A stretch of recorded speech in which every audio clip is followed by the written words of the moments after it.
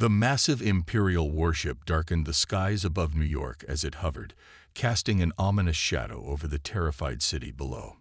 In his office at the United Earth Defense Council headquarters, Admiral James Stone watched the live feed with a grim expression. His weathered face showed no fear, only deep concentration. "They're here," his assistant said, hands trembling as she placed a tablet on his desk. "Multiple ships detected entering our solar system. Their fleet size, it's beyond anything we've ever seen." Stone nodded slowly, his gray eyes fixed on the screens showing more Imperial ships appearing around major cities worldwide. The aliens had arrived exactly as their message had warned, precise and overwhelming. Their golden ships gleamed in the sunlight, a display of power meant to inspire awe and fear. The main communication screen lit up, revealing the Imperial commander. The alien looked almost human, except for their metallic-looking skin and eyes that glowed with an inner light. "People of Earth," the commander's voice boomed through every device capable of receiving signals. "Your primitive civilization is now under the protection of the Galactic Empire. Resistance is pointless. Your technology is centuries behind ours. Surrender now, and you will be granted basic citizen rights within our empire." Stone exchanged looks with General Mary Cooper, who stood beside him. They had prepared for this moment for the past 5 years, ever since their deep space telescopes had first detected the Empire's expansion toward Earth. "Send our response," Stone ordered, his voice steady. The words they had carefully crafted were transmitted. "The people of Earth acknowledge your superior force and wish to discuss terms of surrender." The Imperial commander's face showed the expected smugness. They had conquered thousands of worlds this way, and Earth seemed no different. "Wise choice," the alien replied. "Prepare your world leaders for integration protocols. We begin tomorrow at dawn." As the communication ended, Stone turned to the room full of military leaders. "Is everything ready?" General Cooper nodded. "Operation Mole is go. Civilian evacuation to the underground cities is at 85%. The lunar bases are fully operational and masked. The decoy cities are in place." Stone walked to the window, looking at the Imperial ships. The aliens thought humans were primitive because they didn't detect the advanced technology humanity had hidden. Earth's apparent technological level was carefully crafted propaganda, showing only what they wanted the Empire to see.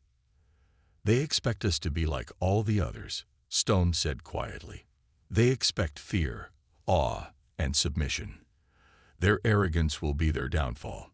Throughout the night, as the Empire watched from above, they saw exactly what they expected: panic in the streets, chaos in the markets, and the apparent collapse of human society. They didn't notice the orderly evacuation happening through the subway systems, now connected to vast underground cities. They didn't detect the quantum-shielded bunkers where Earth's real military strength waited. The next morning, as the Imperial forces prepared to begin their formal occupation, Admiral Stone stood in the real command center, deep beneath the Rocky Mountains. Around him, screens showed the Imperial ships deploying their forces toward the empty decoy cities. "They're following the exact pattern intelligence predicted," an officer reported. "Their playbook hasn't changed in centuries. They have no reason to change it, until now." Stone allowed himself a small smile. The Empire thought they were invincible because they had never met an enemy who thought differently than they did. They had never encountered a species that would pretend to be less advanced, that would choose to appear weak when they were strong. "Send word to all commands," Stone ordered. "Operation Mole is now active. Let them land their forces in our empty cities. Let them think they've won. Meanwhile, we'll learn everything about them, their weapons, their tactics, their weaknesses." As the sun rose over Earth, the Empire celebrated another bloodless victory, unaware that humanity was about to teach them a lesson about underestimating their opponents. The real war hadn't even begun, and humans already had the advantage of surprise. The Empire thought they were invincible because they had never lost.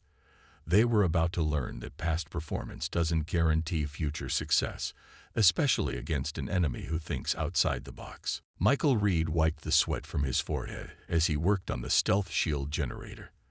The underground city of Haven 1, built deep beneath the old Denver area, hummed with activity. 3 months had passed since the Empire's arrival, and humanity's greatest engineering project was nearly complete. "How's the new cloaking system coming along?" asked Dr. Wilson, the head of Haven 1's science division. The older man walked with a slight limp, checking the readings on the massive machines that kept their underground world hidden. "Better than expected," Michael replied, adjusting some wires. "The Empire relies too much on standard scanning frequencies. They never think to look for anything different." He pointed to a screen showing the Imperial patrol ships passing overhead. "See, their sensors slide right over us like we're just ordinary rock." The underground city stretched for miles in every direction, a marvel of human engineering and determination. Hydroponic gardens provided food, recycling systems cleaned the air and water, and quantum fusion reactors supplied power. Nearly 10 million people lived here now, with similar cities hidden around the world. Above ground, the Empire believed they ruled a beaten population. They saw only the surface dwellers, volunteers who acted out the role of defeated humans, keeping the aliens distracted while the real work happened below. Michael walked through the busy main corridor, passing families going about their daily lives. Children played in carefully designed parks under artificial sunlight, while schools and businesses operated normally. The sight always filled him with pride. Humanity hadn't just survived. They had built a new civilization right under the enemy's nose. In the military section of Haven 1, commanders monitored Imperial communications. The aliens spoke openly on their channels, never suspecting that humans could understand their advanced technology. Their overconfidence was providing Earth with a wealth of intelligence. "They're replacing the garrison again," reported Lisa Turner, the chief communications officer. "Third rotation in 3 months. They think Earth duty is boring, just babysitting primitive humans." Michael entered the central command room, where a large hologram showed all Imperial positions worldwide. Red dots indicated their ships and bases, while blue sections marked the hidden human cities and installations. The network was vast, far larger than the Empire imagined possible. "Reed," called out General Cooper, who had transferred from the Surface Command. "Tell me you have good news about the stealth tech." Michael placed his tablet on the main table, bringing up his latest test results. "Better than good. We've managed to adapt their own quantum communication principles against them. Not only can we hide our cities, but we can now mask small ships completely." The room grew quiet. This was the breakthrough they had been waiting for. The ability to move unseen would change everything. "How soon can we implement this on a larger scale?" Cooper asked, studying the data.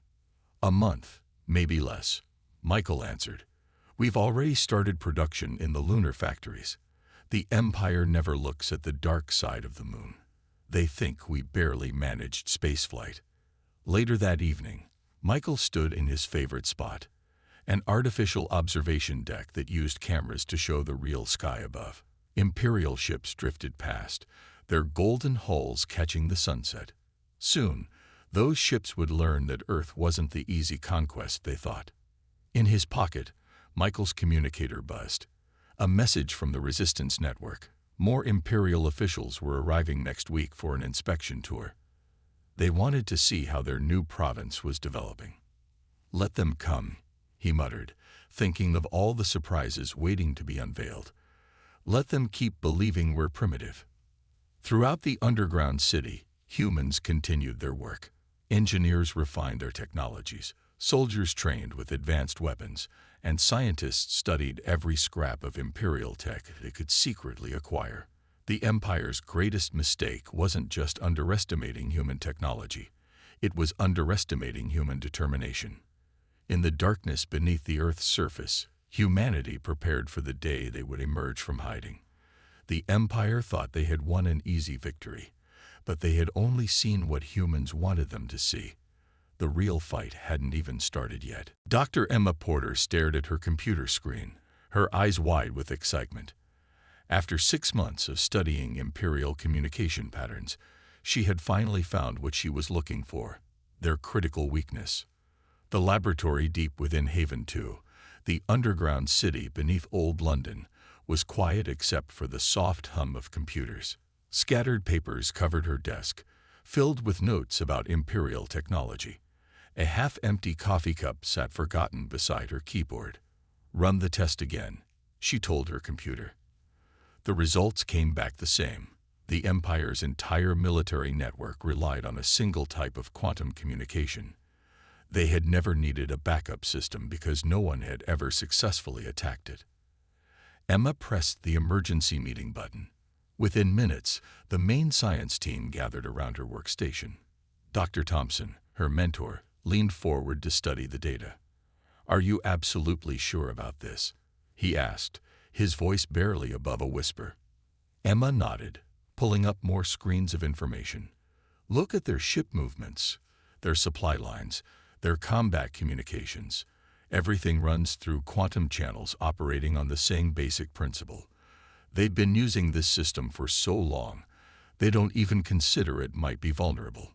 She brought up a simulation showing how Imperial ships coordinated their actions. "They're like a giant spider web. Beautiful, complex, perfectly organized. But cut the right strand, and the whole thing falls apart." The discovery spread quickly through the resistance network. Within hours, Emma found herself presenting to the highest levels of human leadership through secure channels. Admiral Stone's face appeared on her main screen, along with other military commanders from around the world. "Explain it to me in simple terms, Doctor," Stone said. "What exactly did you find?" Emma took a deep breath. The Empire's greatest strength is also their greatest weakness. Their quantum communication system is incredibly advanced, far ahead of what they think we have. But it's also standardized across their entire military. They value uniformity and perfect coordination above all else. She pulled up a diagram. Imagine a choir all singing the same note. Beautiful, perfect harmony. But that means they're all vulnerable to the same disruption. We can create interference that will scramble their entire network. Can they adapt? General Cooper asked from another screen. "Not quickly," Emma replied. "They haven't changed this system in over 500 years. Their entire military doctrine, their training, their equipment, it's all built around this one perfect method of communication. They don't have a backup because they've never needed one." The implications were enormous. Without their quantum network, Imperial ships would lose their perfect coordination. Their automated systems would fall back to basic protocols. Their advantage of seamless teamwork would vanish. Later that night, Emma walked through the residential section of Haven 2, lost in thought. Around her, people went about their lives in the artificial day-night cycle of the underground city. Children played in the parks, teachers held classes, and workers maintained the complex systems that kept everyone alive. Her communicator buzzed with a message from Michael Reed in Haven 1. His stealth technology combined with her discovery could give humanity the edge they needed. The Empire's supposedly invincible military had a glass jaw. They just didn't know it yet. Emma stopped at a viewport showing the surface through hidden cameras. An Imperial patrol walked through the empty streets of London, their golden armor gleaming. They looked powerful, unstoppable. But now she knew better. "They made themselves perfect," she murmured, watching the patrol pass. "And perfect things can't adapt." In labs across the hidden cities, human scientists began working on Emma's discovery. They developed jammers that could disrupt Imperial quantum communications. They created false signals that could confuse their network. Most importantly, they planned how to use this weakness when the time came to strike. The Empire had spent centuries building the most advanced military force in the galaxy. They had made it flawless, unbeatable, supreme. But they had forgotten one of humanity's most important lessons. The most dangerous weakness is the one you don't think you have. Commander Thomas Gray crouched in the shadows of the Imperial supply ship's cargo hold, his heart steady despite the danger. Around him, 5 other members of his strike team waited in silence, their dark stealth suits making them nearly invisible. They had spent 3 hours hiding among the cargo containers, waiting for the right moment. "Status check," he whispered into his comm unit. The stealth technology developed by Michael Reed kept their signals hidden from Imperial sensors. "Engineering team ready," came the first response. "Bridge team in position," followed the second. "Cargo control standing by," reported the third. The massive supply ship moved slowly through space, following its regular route from the Empire's main base on Mars to their Earth headquarters. The aliens never posted more than a skeleton crew on these runs. Why would they? No one had ever dared to hijack an Imperial vessel before. Through his tactical display, Thomas watched the crew positions. Most were gathered in the crew lounge, following their usual routine. The Empire's absolute confidence in their technology meant they never varied their patterns. "Begin Operation Shadow," Thomas ordered. "Remember, no casualties unless absolutely necessary. We need them alive to study their responses." His team moved like ghosts through the ship's corridors. Using Dr. Porter's research on Imperial quantum communications, they had learned to move between sensor suites. The ship's automated systems saw nothing unusual. The first Imperial crew member they encountered was heading to the engine room. Before he could react, Thomas's team had him subdued and secured with special restraints designed to look like Imperial tech. The alien's eyes widened in shock. Humans weren't supposed to have this level of technology. "Bridge team, go," Thomas commanded. On the bridge, 3 crew members were caught completely by surprise. They never expected humans to appear out of nowhere, using advanced tactics and equipment the Empire thought was far beyond Earth's capabilities. "Engineering secured," reported his second team. "Cargo control taken," added the third. In less than 10 minutes, they had captured an Imperial supply ship without firing a single shot. The crew was contained, their communications blocked, and the ship's quantum network isolated to prevent any distress signals. Thomas walked onto the bridge, studying the advanced controls. Years of secret observation and study meant they knew exactly how to operate these systems. He sat in the commander's chair and opened a channel to Haven 1. "Shadow lead to base. Package secured. All systems operational. Crew contained. No casualties." Admiral Stone's voice came back clear and confident. "Excellent work, Commander. Bring her home. Let's see what secrets this ship can tell us about our friends." The supply ship altered course slightly, heading for a hidden dock in the asteroid belt. To any Imperial observers, it would appear to be making a routine course correction. The captured crew watched in stunned silence as humans operated their advanced technology with ease. One of the Imperial officers finally spoke up. How is this possible? Your species barely has spaceflight. You can't have this level of knowledge." Thomas smiled. "You know what your people's biggest mistake was? Thinking that because we didn't show our technology, we didn't have it. You saw what we wanted you to see." Hours later, as they docked at the hidden facility, Thomas watched his team efficiently securing their prize. The ship's cargo, advanced Imperial technology and supplies, would accelerate humanity's preparations significantly, but more important was the psychological victory. He wrote in his mission log, "Operation Shadow complete.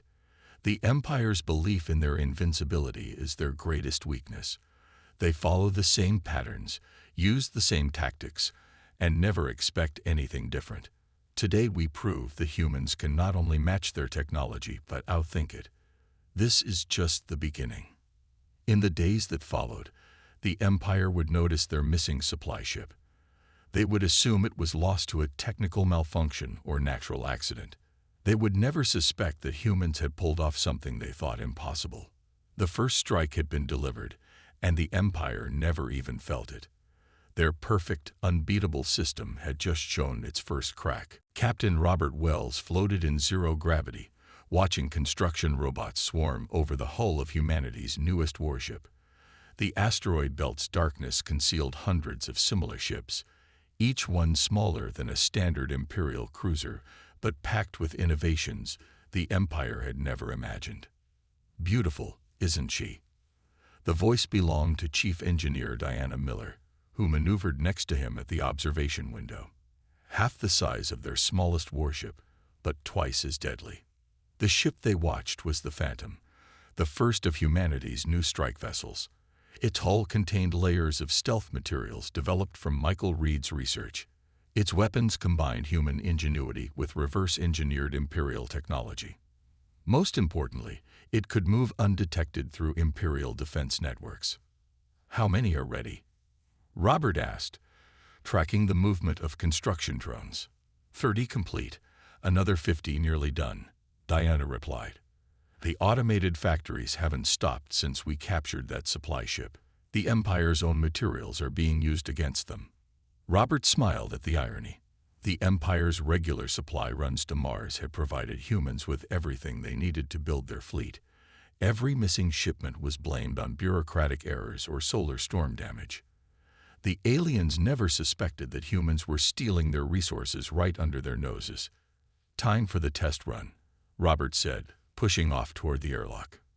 Diana followed, her movements showing years of zero-gravity experience. Inside the Phantom, the bridge looked nothing like an Imperial ship. Where their vessels had ornate displays of power, this ship was purely functional. Every system was designed for maximum efficiency with minimal crew. "All stations report," Robert ordered, settling into his command chair. "Engineering ready," Diana's voice came through clearly. "Weapons primed," reported the tactical officer. "Stealth systems active," confirmed the operations chief. "Navigation set," finished the pilot. The Phantom detached from its construction dock, moving silently through the asteroid field. Its hull, painted in light-absorbing black, vanished against the space background. Even the engine exhaust was masked by new technology. Their target was an Imperial outpost on the outer edge of Mars' orbit. It was small, isolated, and perfect for testing humanity's new capabilities. The Empire considered it so secure they staffed it with minimal crew. "Detection range?" Robert asked as they approached. "Their sensors are active but blind," operations reported. "Dr. Porter's jamming system is working perfectly. They can't see us even at point-blank range." The Phantom glided to within 100 meters of the outpost. Imperial ships drifted nearby, their crews unaware of the invisible predator in their midst. Robert felt a surge of pride. Humanity had gone from supposedly primitive to technological equals in secret. "Begin Operation Ghost," he ordered. The ship's Special Forces team launched in stealth pods, attaching to the outpost's hull. Using tools designed to bypass Imperial security, they entered through maintenance airlocks. The outpost crew never knew what hit them. "Station secured," the team reported 10 minutes later. "All personnel contained. Data systems accessed." Robert turned to his communications officer. "Send word to command. First strike successful. Moving to Phase 2.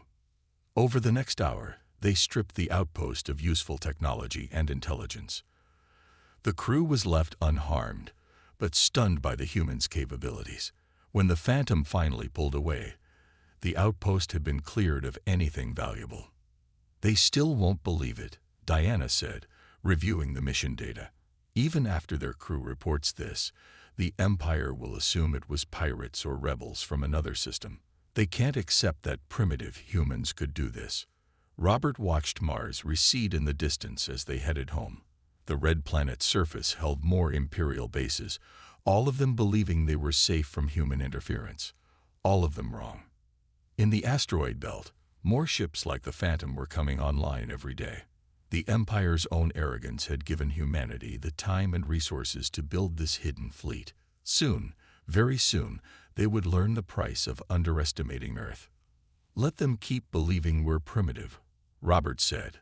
"The longer they stay blind, the stronger we become, and when we finally show our full strength." He left the sentence unfinished. Everyone on board knew how this would end. The Empire's reign of invincibility was about to meet humanity's determination to be free. Lisa Turner sat at her command console in Haven 1's Electronic Warfare Center, orchestrating humanity's greatest psychological operation. Around her, dozens of operators worked at similar stations, filling Imperial communication channels with carefully crafted ghost signals. "Phantom Fleet Group 3, begin broadcast," she ordered. Her fingers danced across the holographic controls, launching another wave of false sensor readings. On Imperial screens across the solar system, non-existent human ships appeared and disappeared like ghosts. "Ma'am," called one of her operators, "Imperial Command just diverted 3 battle groups to chase our decoys near Jupiter. They're completely falling for it." Lisa allowed herself a small smile.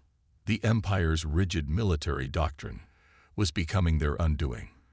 They responded to every threat exactly as their rulebook demanded, never suspecting that humans had studied and learned to manipulate those responses.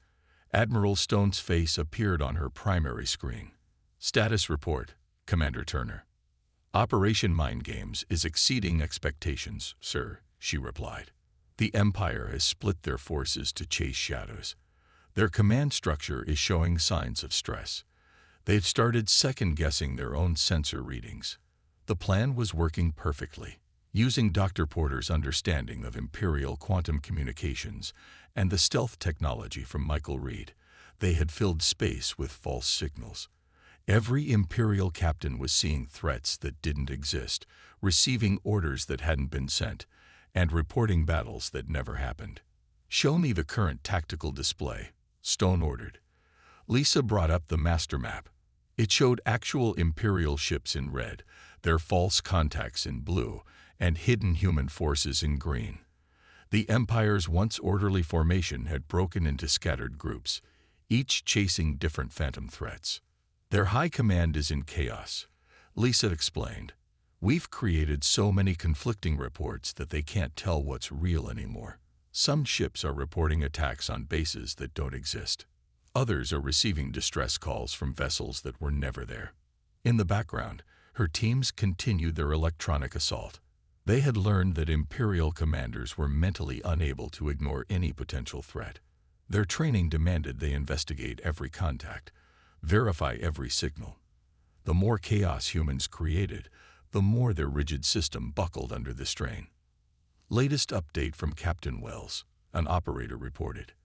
"The real strikes on their supply lines are being masked completely by our phantom attacks. They think it's all part of the same Ghost Fleet activity." This was the true genius of their plan. While the Empire chased shadows, humanity's actual ships struck critical targets. Real attacks were lost in a sea of false alarms. Imperial logistics were being systematically dismantled, but their commanders were too busy fighting phantoms to notice. "They're starting to turn on each other," another analyst called out. 3 different Imperial battle groups just claimed the same victory over a non-existent human fleet. They're arguing about which report is real. Lisa watched the confusion spread through enemy ranks.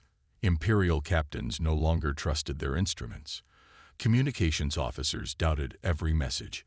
Even their mighty quantum network was becoming a source of uncertainty rather than strength.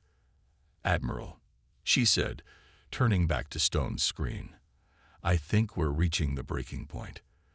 Their whole command structure is based on perfect information and absolute certainty. We've taken both away from them." Stone nodded gravely. "Well done, Commander. Keep the pressure on. The more they doubt themselves, the easier the final phase will be." Hours turned into days as the deception continued. Imperial ships burned precious fuel chasing sensor ghosts. Their supplies ran low as they guarded against attacks that never came. Their crews grew exhausted responding to endless false alarms. And through it all, humanity's real fleet grew stronger. Every Imperial ship diverted to chase phantoms left another gap in their defenses. Every false battle they prepared for drained more of their resources. Lisa looked at the latest reports with satisfaction. The Empire's unshakable confidence was shattered. Their perfect military machine was coming apart, And they still didn't realize that their greatest enemy wasn't the ghost fleets they could almost see, but the human ingenuity they couldn't see at all. The stage was set for humanity's final strike. The Empire's invincibility was already defeated. They just didn't know it yet. Admiral James Stone stood on the bridge of the Freedom, humanity's flagship, watching Earth grow larger in the main viewport. After 8 months of preparation, deception, and careful strikes, the moment of truth had arrived. The Empire's main fleet had finally gathered for their big push to reimpose control over the solar system. All ships report ready, Admiral, his communications officer announced. Haven bases are standing by. Operation Checkmate is go. Stone nodded, his eyes fixed on the tactical display. The Imperial fleet hung in high Earth orbit like a cloud of golden stars. They had brought everything. Nearly 300 capital ships, the largest fleet ever assembled in this sector. They thought they were ready for anything. They were wrong. Send the signal, Stone ordered. Let's show them what humanity can really do. Across the solar system, hidden human ships powered up their engines. The Phantom and her sister ships emerged from the asteroid belt. The lunar bases activated their weapon systems. And beneath Earth's surface, the Haven cities prepared their surprises. The Imperial commander's face appeared on the main screen. Primitive rebels, the alien said with practiced contempt. Surrender now, and we may still show mercy. Stone smiled. Look around you, Commander. Really look. At that moment, Lisa Turner's electronic warfare team struck. Imperial sensors suddenly cleared, showing the truth for the first time. Human ships surrounded them on all sides. The ghost fleets they'd been chasing for months vanished, replaced by real vessels that had been hiding in plain sight. Impossible, the Imperial commander gasped. You can't have this many ships. You can't have this technology. That's your first mistake, Stone replied. You believed what you wanted to see. Initiative 1, begin. Captain Wells led the first strike, his stealth ships appearing literally inside the Imperial formation. Their weapons, based on stolen and improved Imperial technology, carved through the enemy's shields like they weren't there. Initiative 2, execute, Stone commanded. Dr. Porter's quantum disruptors activated, shattering the Imperial fleet's perfect communication network.